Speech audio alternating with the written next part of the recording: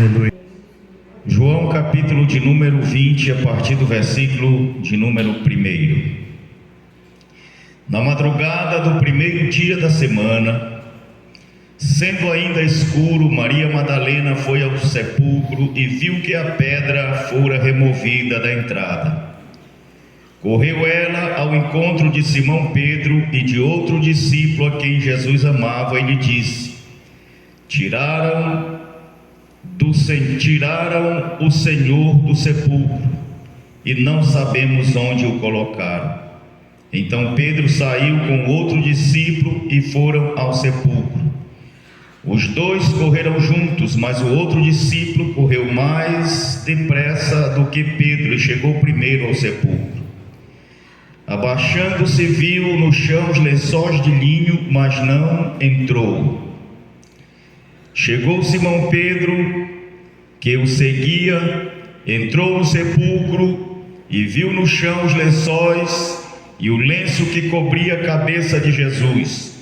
O lenço não estava com os lençóis, mas enrolado num canto à parte. Finalmente entrou também outro discípulo, que chegara primeiro ao sepulcro, e viu e creu.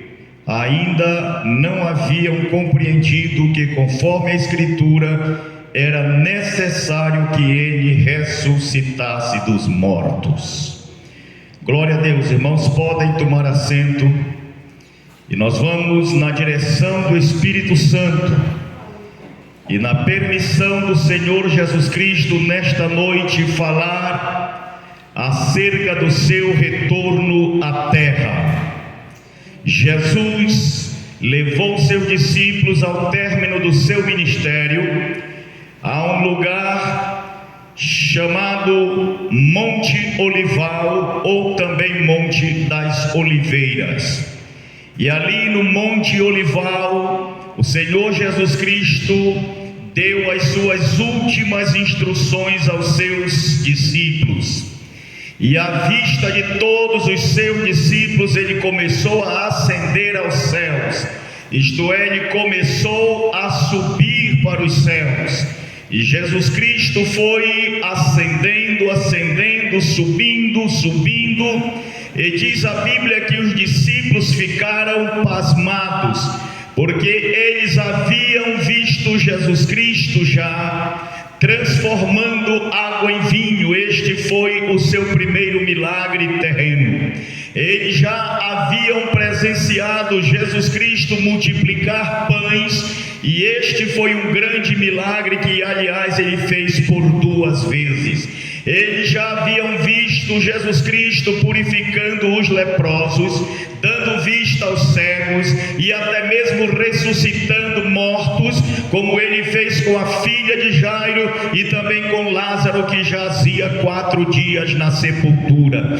Eles já haviam até mesmo visto Jesus Cristo andando sobre as águas do mar da Galileia, o que para eles foi um grande espanto, mas eles ainda não tinham presenciado Jesus rompendo a lei da gravidade e gravitando subir até aos céus. E diz a Bíblia Sagrada que de repente Jesus chega até a altura das nuvens, e então uma nuvem veio e o ocultou da visão de todos, e muito tristonho eles olhavam para cima, porque Jesus estava sendo tirado de entre eles, e eles amavam demasiadamente o Senhor Jesus Cristo, porém não sabiam se ainda veriam Jesus Cristo outra vez. Muitas vezes o Senhor se ausentara dele enquanto estivera com eles, mas depois o Senhor se reunia novamente com eles. Mas agora eles não tinham certeza se Jesus Cristo ainda haveria de participar da companhia deles. Então diz a Bíblia que eles ficaram tristonhos, e tristonhos continuaram olhando para cima. Mas diz a Bíblia que enquanto eles olhavam para cima, ao lado deles apareceu 2 varões vestidos de branco, a saber, 2 anjos do Senhor, e disseram para eles: varões galileus, por que vocês estão tristes olhando para as alturas? Escrituras: este Jesus Cristo que de entre vós foi levado aos céus, da mesma maneira como vocês viram ele ir, ele haverá de voltar. Louvado seja o nome do Senhor. Quem crê que ele vai voltar, levante a mão, glorifique e exalte o seu santo e maravilhoso nome. Aleluia! Ele vai voltar. Aleluia!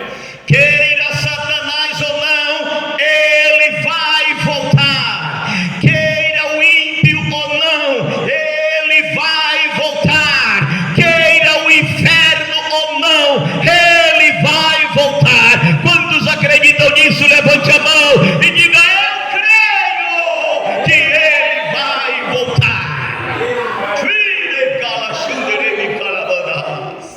Aleluia! Aleluia. Jesus Cristo foi morto, crucificado. A Bíblia Sagrada conta que um homem muito rico, inclusive senador, por nome José de Arimateia, intercedeu pelo corpo de Jesus Cristo e, recebido ordem das autoridades, ele tirou o corpo de Jesus Cristo da cruz do Calvário para ser sepultado. Estava chegando o dia do sábado e ninguém poderia ficar na cruz ao entrar do sábado. Jesus Cristo estava agonizando entre dois malfeitores, um da sua direita, outro da sua esquerda. A Bíblia Sagrada diz que aquele da esquerda o injuriava, dizendo: não és tu o Filho de Deus? Se tu és o Filho de Deus, por que não salva-te a ti mesmo e a nós também? Então nós creremos que você realmente é Filho de Deus. O da direita repreendia-o, dizendo: não temes tu, porém, a Deus, estando nós na mesma condenação, nós com justiça, porque os nossos atos merecem, mas este justo nenhum mal fez. Olhando para Jesus, ele fala então: Senhor, lembra-te de mim quando entrares no teu reino. Eu posso imaginar Jesus com muita dificuldade, virando o seu rosto na direção daquele homem malfeitor, e agora os seus olhares se encontram, e o olhar penetrante de Jesus, aquele mesmo olhar que está nos contemplando nesta noite. Quantos acreditam? Levante a mão e glorifique o nome dele, porque ele está aqui. Ele mesmo disse na sua palavra: onde estiver dois ou mais reunidos no meu nome, ali estou eu no meio deles. Ele está aqui porque ele ressuscitou. Louvado seja o nome do Senhor. Aleluia. Nós estamos sentindo a presença dele porque ele é real, ele ressuscitou. Louvado seja o nome do Senhor. E quando o Senhor Jesus encontra o olhar daquele malfeitor, o olhar penetrante de Jesus vai até o mais profundo da sua alma, o mais profundo do seu coração, porque a Bíblia diz que ele sonda as nossas almas e os nossos corações. Ele sabe quem veio aqui com desejo de adorar, de bendizer e de glorificar a ele. Quem veio aqui para adorar ao Senhor vai sair daqui cheio da glória, do poder e da bênção dele. Louvado seja o nome do Senhor, porque a Bíblia diz que ele é abençoador daqueles que o buscam. E agora o Senhor Jesus vê que as palavras daquele ladrão são palavras que vêm do fundo do coração, palavras carregadas de sentimento e de reconhecimento que aquele era o Rei dos Reis e Senhor dos Senhores. Por isso ele exclama dizendo: lembra-te de mim quando entrares no teu reino. O Espírito Santo iluminou a mente daquele malfeitor para que ele entendesse que dentro de poucos minutos Jesus Cristo haveria de entrar, como depois da sua ressurreição ele disse agora: eis que todo o poder nos céus e na terra, Jesus Cristo haveria de entrar no seu reino, porque Ele é Rei dos reis e Senhor dos senhores. Então o Senhor, olhando para ele, disse: na verdade eu te digo que hoje estarás comigo no paraíso. Pois bem, senhoras e senhores, José de Arimateia tirou o corpo de Jesus da cruz, envolveu em finos lençóis, porque ele era um homem rico, colocou Jesus em um sepulcro novo, colocou bálsamos, perfumes no corpo de Jesus Cristo, enfaixou com finos lençóis de linho, como diz a Bíblia, e um lenço foi colocado no seu rosto. Eu quero chamar a atenção dos senhores e das senhoras nesta noite para o lenço que estava no rosto de Jesus Cristo, porque ele fala muito mais para nós do que nós podemos imaginar. E agora, segundo a tradição da época, segundo o costume da época, Jesus Cristo foi embalsamado, especiarias, ungüentos caros e perfumados foram colocados no corpo de Jesus Cristo, e ele foi envolvido em finos lençóis, como disse o texto em que eu li.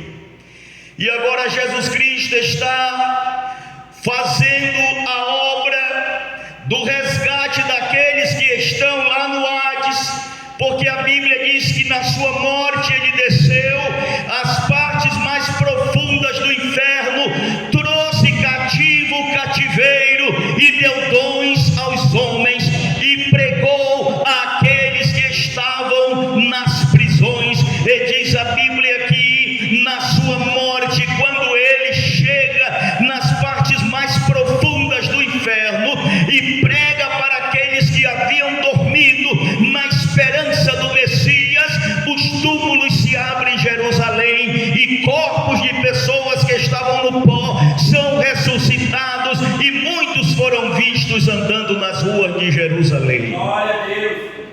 Pois bem, senhoras e senhores, porém o corpo de Jesus estava sem vida, as suas células haviam morrido, todos os seus movimentos haviam cessado, suas energias e forças vitais haviam paralisado. O corpo humano de Jesus Cristo estava morto, e como era o costume da época, enfaixado em lençóis finos e um lenço cobrindo o seu rosto. Agora conta-nos a Bíblia que o domingo, o primeiro dia da semana, estava raiando, e bem cedinho da manhã, Maria Madalena foi ao sepulcro de Jesus Cristo, com a finalidade de levar perfumes, para perfumar ainda mais o corpo do Mestre Jesus Cristo. Porém, quando ela chega naquele local, para surpresa dela, aquela grande pedra que fora colocada para fechar o túmulo de Jesus Cristo estava removida, não estava no lugar. Então ela, temendo, correu, voltou, encontrou Pedro e João e disse para eles: a pedra do túmulo do Senhor Jesus está aberta. Com certeza roubaram o corpo dele, ou levaram o corpo dele para um lugar que nós não sabemos. E diz a Bíblia que ambos saíram correndo para o sepulcro de Jesus. A Bíblia diz que um correu mais do que o outro, portanto ia na frente, e o outro corria menos, ia mais atrás. Então, pelo contexto, nós entendemos que João, por ser mais novo do que Pedro, corria mais, então saiu correndo na frente. Pedro, sendo mais velho, tinha mais dificuldade, por isso ia um pouco atrasado. Porém João, que era o mais novo e que corria mais, tinha menos coragem do que aquele que corria menos. E diz a Bíblia que, chegando na porta do túmulo, João viu que a porta estava aberta, e ele olhou para dentro e viu que Jesus não estava, mas não teve coragem de entrar. Então, por último, chegou chegou, também olhou e viu que o túmulo estava vazio, e diz a Bíblia que ele se curvou e entrou no túmulo. E quando eles chegaram dentro do túmulo, eles viram que os lençóis que envolviam o corpo de Jesus Cristo estavam no chão, porém o lenço que estava sobre o seu rosto estava dobrado e colocado à parte, colocado num canto. Talvez em algumas traduções aí da Bíblia Sagrada você vai encontrar que o lenço estava enrolado à parte ou enrolado em um canto. Em algumas outras traduções você vai encontrar que o lenço estava dobrado. Quando nós lemos o texto lá no grego, está escrito que o lenço estava dobrado. Agora nós vamos entender o que este lenço dobrado significa. Haja visto que quando o Senhor Jesus estava deitado naquela pedra aonde fora sepultado, naquela caverna, o lenço não estava dobrado, o lenço estava aberto, cobrindo o rosto dele. Porém, quando o Senhor Jesus Cristo ressuscitou, ele não se importou para os lençóis não interessavam mais para o Senhor Jesus, mas ele pegou o lenço interessava. Então ele pegou o lenço e cuidadosamente Jesus Cristo dobrou o lenço e colocou o lenço em um canto, porque ele sabia que hoje nós estaríamos falando deste lenço. Ele sabia que os discípulos haveriam, dentro da cultura deles, conhecer a mensagem que Jesus Cristo estava deixando para ele. Pois bem, senhoras e senhores, eu vou caminhar com vocês no hebraísmo, eu vou caminhar com vocês na história da tradição da época. Quando um senhor ia fazer a sua refeição, os criados vinham e serviam a mesa, colocavam ali todos os alimentos e junto com os pratos eles colocavam um lenço. Então este lenço servia para que o Senhor limpasse a sua boca ou limpasse os seus dedos quando tocava no alimento. Então quando a pessoa começava a se alimentar, ela pegava o lenço e abria e começava então a usar o lenço. E aquele criado, ele não poderia achegar-se mais àquela mesa enquanto o Senhor estava comendo. O criado, o escravo, não poderia tocar na mesa, não poderia chegar na mesa. Então o criado ficava a uma certa distância, olhando para a mesa do seu senhor, e enquanto ele estivesse vendo o lenço dobrado, ele não poderia tocar na mesa. Quando aquele senhor acabava de comer, acabava de se alimentar, louvado seja o nome do Senhor, ele abria o lenço, ele deixava o lenço aberto. Então quando o lenço ficava aberto, aquele escravo sabia: o meu patrão não vai mais voltar para a mesa, ele não vai mais voltar a comer. Ele se levantou e não vai mais voltar para a mesa. Mas se aquele senhor se levantasse por algum motivo da mesa para depois voltar para a mesa e comer de novo, ele dobrava o lenço e deixava o lenço ali. Era como se estivesse dizendo: não toque na mesa, porque eu vou voltar. Louvado seja o nome de nosso Senhor e Salvador Jesus Cristo. Sabe o que foi que o Senhor Jesus Cristo fez? Ele disse assim, ó, quando ele dobrou o lenço, ele estava dizendo assim: não toquem na minha obra, não toquem na minha igreja, não toquem na minha igreja, não toquem na minha igreja,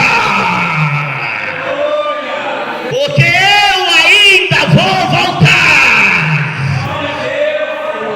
Aleluia! A obra não terminou, eu vou voltar. A morte não me venceu, eu vou voltar. O inferno não me venceu, eu vou voltar. E quando os discípulos viram aquele lenço enrolado, aquele lenço dobrado no canto, eles disseram: ele vai voltar. Ele ressuscitou de entre os mortos e deixou uma mensagem para nós, deixou um SOS para nós: ele vai voltar. Quantos acreditam que ele vai voltar? céu e diga: volta logo, Jesus, volta logo, Jesus, volta logo, Jesus. Já que tu vais voltar, volta logo, apressa logo esse dia. Aleluia! A volta de Jesus será uma bênção para a igreja, será um castigo para o ímpio. Existem hoje muitas pessoas perseguindo os cristãos, mas Jesus Cristo vai voltar. Aleluia! Essa semana saiu uma nova lei na China, proibindo pregar-se aquilo que o governo não quer ouvir. As três maiores religiões da China é o budismo, catolicismo e protestantismo. Tanto os católicos e os protestantes chineses, que são cristãos, não podem mais pregar segundo a Bíblia, mas segundo o governo. Para se colocar uma mensagem na internet, há uma fiscalização primeiro. Se for o que o governo aceita, pode colocar. Se não tiver de acordo com o governo, não pode colocar. Todas as grandes igrejas da China, antes de pregarem os seus sermões, precisam primeiramente entregar os seus sermões, os seus esboços a uma fiscalização, para que vejam se não vai ferir algum costume, alguma filosofia, alguma lei do governo chinês. E a igreja do Senhor está sendo perseguida na China. A igreja do Senhor está sendo perseguida em muitos continentes, e parece que aqui no Brasil a moda vai pegar. Já estão dizendo que vão tirar partes da Bíblia Sagrada, já estão querendo confrontar as doutrinas da Bíblia Sagrada, aquilo que é pecado, aquilo que aborrece a Deus. Eles não querem que a gente fale, eles não querem que a gente toque, mas eu quero mandar, louvado seja o nome do Senhor, uma mensagem hoje para o quinto dos infernos ouvir. Podem perseguir a igreja o tanto que quiserem perseguir. Querem perseguir? Persigam. Querem nos impedir de pregar? Impeçam. Porém tem um detalhe: Jesus vai voltar, e quando ele voltar, eu quero ver vocês encararem ele, porque na primeira vinda ele vem montado num jumento, animal de paz, mas na segunda ele virá num cavalo branco, animal de guerra, para tomar vingança de todos aqueles que blasfemaram o seu santo nome. E diz a Bíblia que será dia de trevas, dia de lamento, até aqueles que traspassaram ele na cruz haverão de ressuscitar para o julgamento final, e haverão de lamentar, porque não sabiam que ele é o Rei dos Reis e Senhor dos Senhores. Ele vai voltar. Jesus Cristo foi, mas ele vai voltar. Quantos acreditam que ele vai voltar? Levante a mão. Aleluia! Jesus Cristo vai voltar para levar o que é dele. Jesus Cristo não vai levar o que não é dele. Jesus Cristo virá como ladrão, mas Jesus Cristo não é ladrão. Ele vem à semelhança do ladrão, porque o ladrão não marca a hora. Se o ladrão marcasse a hora de roubar a nossa casa, nós estaríamos atentos e não o deixaríamos roubar. O ladrão vem na hora que a gente não espera, na hora que a gente menos espera, é que ele vem e nos rouba. Em segundo lugar, Jesus vem como ladrão, porque o ladrão nunca entra numa casa para levar um objeto que não tem valor. Se o ladrão entrar numa casa, ele não vai levar uma cadeira de perna quebrada, ele não vai levar uma panela furada, ele não vai levar uma televisão queimada ou quebrada, ele não vai levar uma roupa rasgada e rota, não. Quando o ladrão vem para roubar uma casa, ele procura o que tem de maior valor na casa, ele quer joias, ele quer dinheiro, ele quer algo de valor. Então aquilo que não presta ele deixa, mas o que tem valor ele leva. Jesus Cristo vem buscar o que tem de melhor nesta terra. Aleluia, aleluia. Levante a mão para o céu e glorifique o nome do Senhor, porque você é o que de melhor Jesus tem na terra. Ele vem buscar aquilo que tem valor, custou o seu próprio sangue.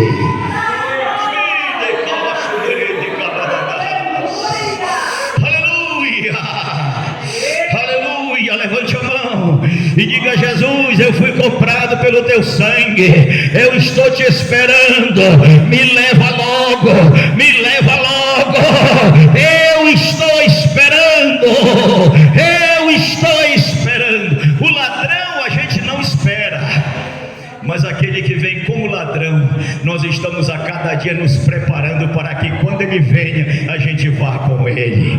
Louvado seja o nome do Senhor. Levante a mão e o adore, levante a mão e o adore, levante a mão e o adore nesta noite. Ele vai voltar.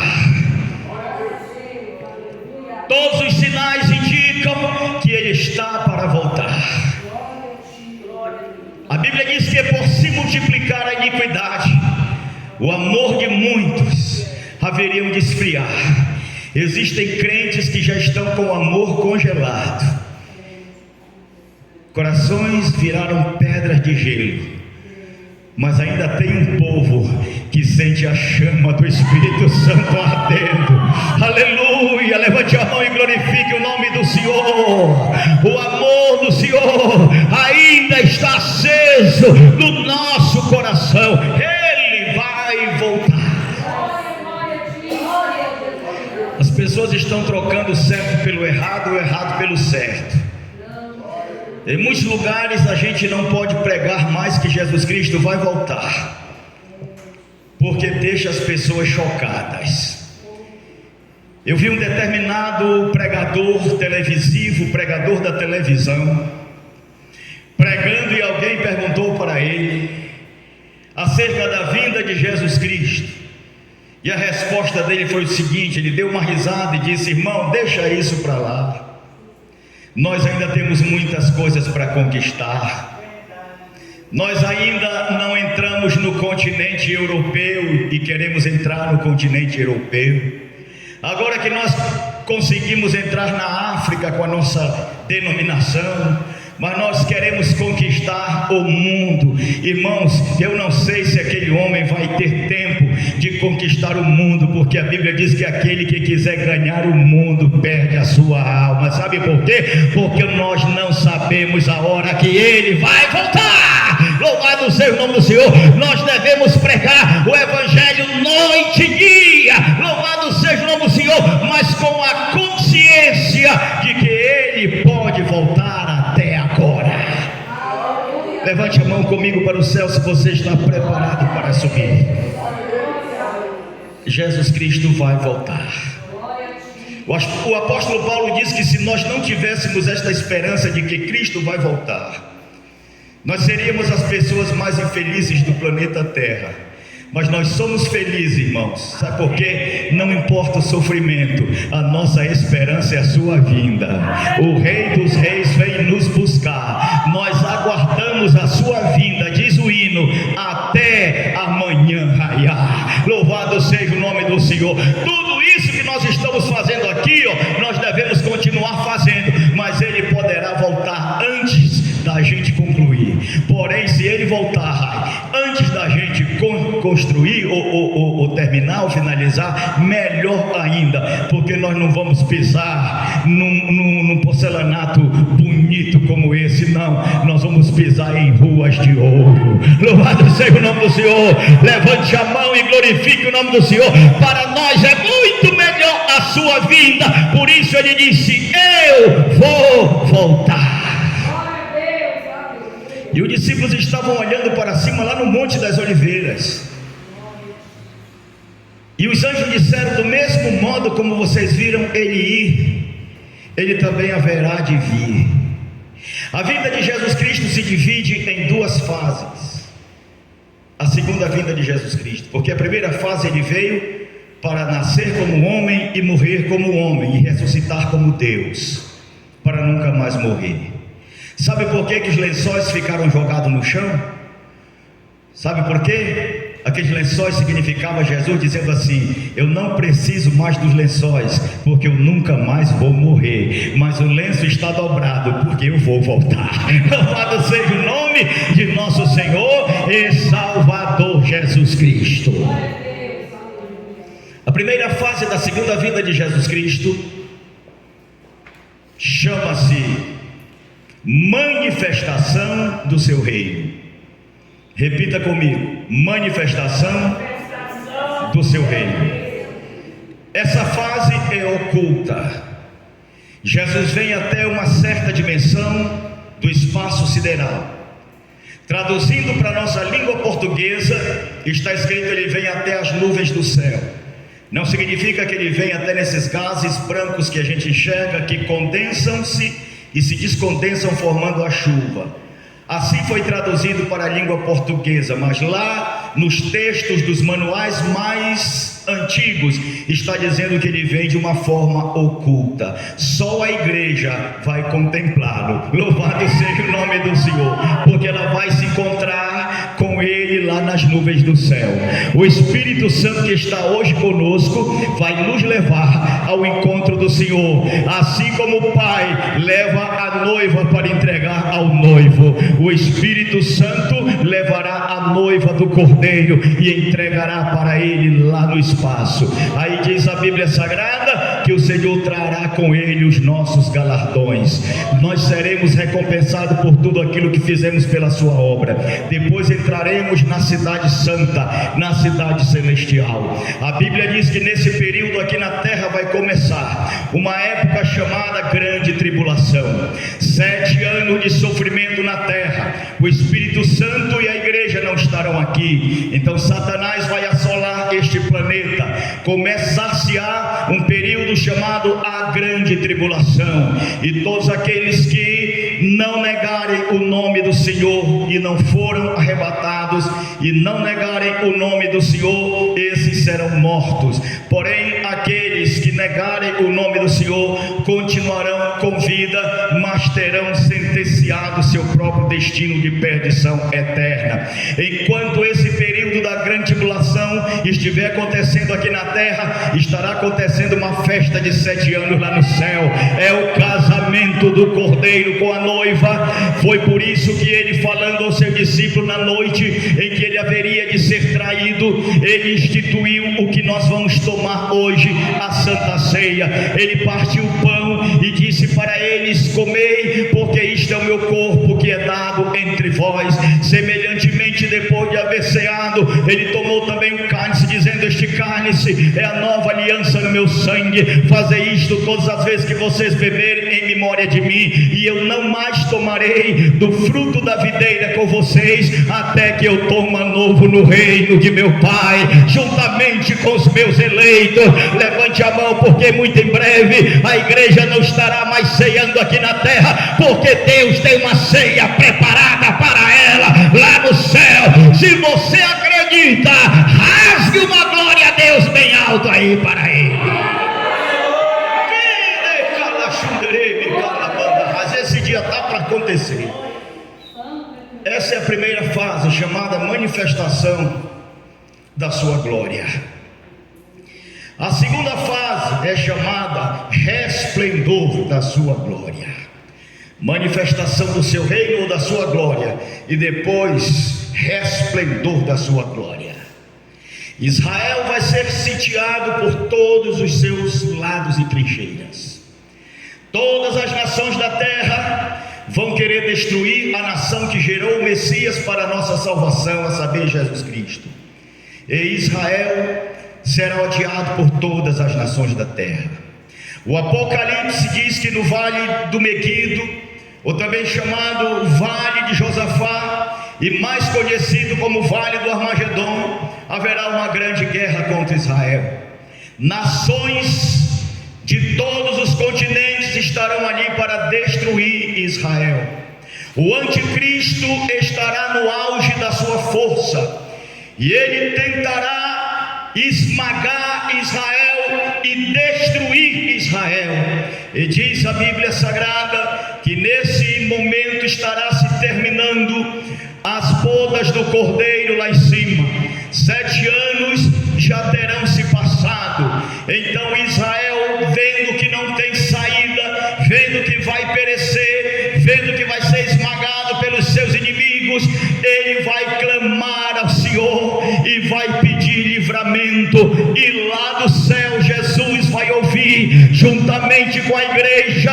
E parece que eu vejo o Senhor Jesus dizendo: minha igreja, vamos descer na terra, porque chegou o momento de eu vencer o mal e livrar o meu povo e reinar por 1000 anos naquele planeta. Mas primeiro, olhe para cá, eu vou conjecturar. Primeiro ele chama, segundo o Apocalipse, ele chama o arcanjo Miguel, que é o anjo guerreiro do Senhor, aquele que domina, aquele que comanda as tropas celestiais, aquele que um dia deu um tapa em Satanás e ele veio parar aqui embaixo porque queria ser maior do que Deus. Louvado seja o nome do Senhor. Então parece que eu estou vendo Deus bradando e a voz dele ecoando no universo inteiro: Miguel! Miguel chega na presença dele: Santo, Santo, Santo, Santo é o Senhor dos exércitos. O que o Senhor deseja, Altíssimo. Miguel, desça depressa, amarre Satanás e coloque dentro do poço do abismo e tranque ele lá por 1000 anos, porque eu vou descer com a minha igreja e não quero ser incomodado. Levante a mão e glorifique o nome do Senhor. Adore o nome do Senhor. Vamos viver esse momento, igreja. Vamos viver comigo agora esse momento. Aleluia. Nesse exato momento, Rai e Mateus, para quem não sabe, é jogador de futebol. Está jogando na Espanha agora, né, Mateus? Então nem sempre Mateus está aqui com a gente. Mateus passa tempo sem vir aqui em Caldas Novas, está lá na Espanha. Mas por onde tiver crente, irmãos, de lá ele sobe no dia do arrebatamento. Louvado seja o nome do Senhor. Se tiver gente nos oceanos, sobe de lá. Se tiver nos aviões, sobe de lá. Se tiver na lua, se for astronauta, sobe de lá. Louvado seja o nome do Senhor. Uma vez, quando eu era mais novo, eu tinha uns 36 anos, eu fui pregar lá na cidade de Santo André, em São Paulo. E andando pelas ruas de Santo André, com o pastor Walter, que era o pastor da igreja, diante de nós ia um carro, e eu vi essa frase pela primeira vez. Estava escrito no para-brisa traseiro do carro: em caso de arrebatamento, este veículo ficará desgovernado. Louvado seja o nome do Senhor, porque no dia do arrebatamento, irmãos, o que vai ter de lata se entortando, de lata tilintando, de lata se batendo uma na outra, porque os motoristas saíram, aí você só vê lata de carro amassando. Louvado seja o nome do Senhor, porque vão ficar sem governo. Aqui vai virar um caos total, mas nós estaremos lá nos regozijando com o Senhor.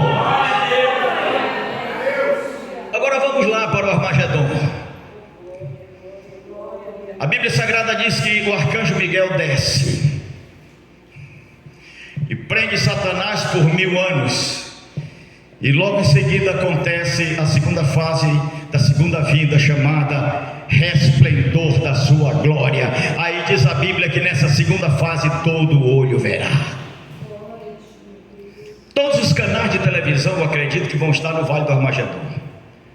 Porque quem não quer fazer a cobertura de uma guerra mundial, onde todas as nações da terra estarão reunidas para vencer o seu pior inimigo, que é Israel. Israel é odiado por todas as nações da terra. Há dias atrás o nosso governo amava Israel. Hoje alguém já está querendo romper as alianças com Israel. Porém a igreja ama Israel, porque a Bíblia diz que foi Israel que gerou o Messias para nós. E a Bíblia diz que todo aquele que amar e orar por Israel será abençoado pelo Deus de Israel. Satanás será preso. Louvado seja o nome do Senhor nosso Deus. E do mesmo lugar que Jesus Cristo subiu, ele descerá. A Bíblia diz que quando Israel estiver estreitado por trincheiras, não tiver mais saída, Jesus desce com a igreja e pisa no Monte das Oliveiras. E quando ele pisar no Monte das Oliveiras, o monte se parte no meio, uma parte para o leste, outra parte para o oeste, uma parte para o norte, outra parte para o sul, na nossa linguagem, e prepara uma saída para o povo de Israel. Deus sempre tem uma saída para o seu povo. Queiram ou não queiram, nós continuaremos pregando a Bíblia Sagrada, ainda que cortem a nossa cabeça como João Batista. Nós continuaremos amando a palavra de Deus, vivendo a palavra de Deus e pregando a palavra de Deus. O inferno queira ou não queira, esta é a palavra de Deus.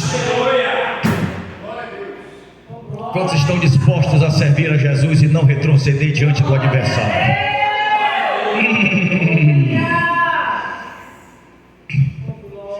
E naquele momento o Senhor Jesus toca os seus pés no Monte das Oliveiras, o monte se parte. E Israel vai ver isso aí, literalmente vai correr. As tropas, os exércitos de Israel que estavam encurralados, vão passar por lá. E quando eles acabarem de passar, Jesus desce para o vale, literalmente. E literalmente nós vamos ficar lá sobre as montanhas assistindo de camarote. Eu quero estar lá dizendo: vai Jesus, arrebenta Jesus, bota pra quebrar Jesus, zombaram de ti, eu quero ver eles te encararem agora, vai lá Jesus. Nós vamos estar lá glorificando. A gente já glorifica aqui, imagina lá. A gente não está vendo, a gente já está glorificando. Imagina naquele dia que nós vamos ver ao vivo e as cores. Eita glória, aleluia. Aí os canais de televisão vão tudo virar suas câmeras para lá. E tem uns que vão pensar que foi o He-Man que desceu. Outros vão pensar que foi o Super-Homem que desceu. Que Super-Homem nada, o Super-Homem é tão bobo que veste a cueca por fora da calça. Só pode ser doido um super-herói que veste a cueca por cima da calça. E eles vão pensar que é o super-homem, mas não é o super-homem, é o super-rei, o rei dos reis e senhor dos senhores. Israel vai passar, vai escapar, e Jesus Cristo vai descer para o vale. E a Bíblia diz que ele vai vencer o anticristo e todos os exércitos da terra que estarão contra Israel. Ele vai vencer, segundo a Bíblia, com o sopro da sua boca e o resplendor da sua glória. Por onde Jesus for passando, carros tanques vão capotando, vão virando pó, e ele vai pisando e tudo vai virando bagaço. E quando ele terminar de vencer os inimigos do povo de Israel, diz a Bíblia que o próprio Israel vai ficar perplexo e admirado. O profeta, quando teve essa visão, me perguntou assim: quem é aquele que vem de Bosra, como se fosse para Estom, e lá do fundo do vale? Ele respondeu: sou eu, que sou poderoso em palavras e posso salvar. Aí eles vão perguntar: e por que as tuas vestes estão manchadas? E ele vai responder: eu sozinho pisei o lagar, e no furor da minha ira nenhum pisou comigo.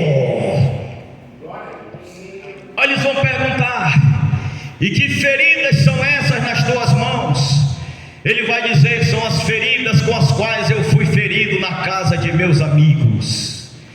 Aí eles vão reconhecer que é o Messias, vão se curvar, vão se lamentar, vão adorar, e de lá o Senhor entrará no templo e sentará no trono de Davi. O trono de Davi vai ser erguido para o povo judeu, porque desprezou o Senhor Jesus. Então o Senhor Jesus vai pregar para eles, juntamente com a igreja e todos os remanescentes, um evangelho chamado Evangelho do Reino. Porém, todos aqueles que alcançaram e foram alcançados pelo Evangelho da graça, que é este, já estará eleito com o Senhor. Fique de pés comigo, em nome de Jesus, e vamos glorificar a Ele, porque Ele vai voltar. Quem já está escutando os passos dele nos ares aí, levante a mão e glorifique o nome do Senhor. Lá em cima está tudo preparado, viu, irmãos? Aqui a gente vem mais cedo para a igreja, prepara o material da Santa Ceia, coloca uma mesa bonita como está ali. Aí depois os diáconos vêm, evangelistas, presbíteros, servos, irmãos. Mas antes a gente preparou a mesa. Lá em cima a mesa já está preparada. Aleluia. Muito em breve vai ter uma grande ceia lá, e você está convidado. Eu quero. Cante assim comigo: eu estou convidado para uma festa lá no céu. Eu estou convidado para uma festa lá no céu. Com meu Jesus eu vou morar no céu de luz. Eu vou entrar com meu Jesus. Eu vou ceiar no céu de luz. Eu vou morar. Eu estou convidado para uma festa lá no céu. Essa festa, irmãos, essa festa. Amém? Quando a Assembleia de Deus no Brasil completou 100 anos, a igreja de Belém do Pará comemorou um mês. Mas um mês não dá para se comparar com a festa do céu, que vai durar 7 anos. Para quem gosta de festar, vai festar demais, viu? 7 anos. 7 anos calculado pelo cronômetro aqui da terra, porque lá o tempo não passa. Louvado seja o nome do Senhor. Glorifique a Deus, bendiga a Deus. Às vezes eu vejo irmãos, aqui não acontece não, mas por aí eu vejo irmãos com uma pressa do culto terminar logo. O culto nem bem termina, ele já está dobrando a esquina, a gente ainda não disse nem amém, ele já está passando o Tangará da Serra, louquinho para ir embora. Olha, deixa eu falar para você, se você é tão apressado, não vai apressar a festa não, porque ela vai durar 7 anos. E outra coisa, se você não aguenta adorar a Deus aqui dentro 2 horas, 2 horas e meia, desista do céu, porque lá você vai ter que adorar durante toda a eternidade. É para todos sempre amém. Agora, para quem gosta de adorar, é o lugar certo. Quem gosta de adorar o Senhor aí, levante a mão e adore, levante a mão e adore, levante a mão e adore. Agora você está liberado para adorar. Adore a Ele, glorifique a Ele, bendiga a Ele. Quem pode dar glória a Deus, dê glória a Deus agora. Sinta a presença dele. Aleluia. E eu encerro aqui a mensagem, porque nós vamos agora realizar a Santa Ceia do Senhor. Amém? Eu vou convidar o evangelista ou o presbítero Rafael para ler aqui para os irmãos 1 Coríntios, e os irmãos vão abrir as suas Bíblias, ou então a Joelma coloca ali no data show e o Rafael faz a leitura. Se quiser vir ler nesse microfone aqui é melhor, Rafael. Capítulo 11, 1 Coríntios capítulo 11, versículos de número 23 em diante. Está aqui, Rafael, 23 em diante. Enquanto isso eu dou uma molhada na garganta, que o clima está muito seco, viu, irmãos? Quando o tempo lá em Brasília deve estar pior, né, irmão? Porque Brasília é gelado nessa época e o clima é seco. Eu já preguei lá no Taguatinga, na igreja do pastor Ronaldo Fonseca. há muitos anos atrás, quase eu não dava conta de pregar nessa época do ano. Muito seco. Eu tomei quase 3 litros de água pregando. Quase que eu virava uma baleia.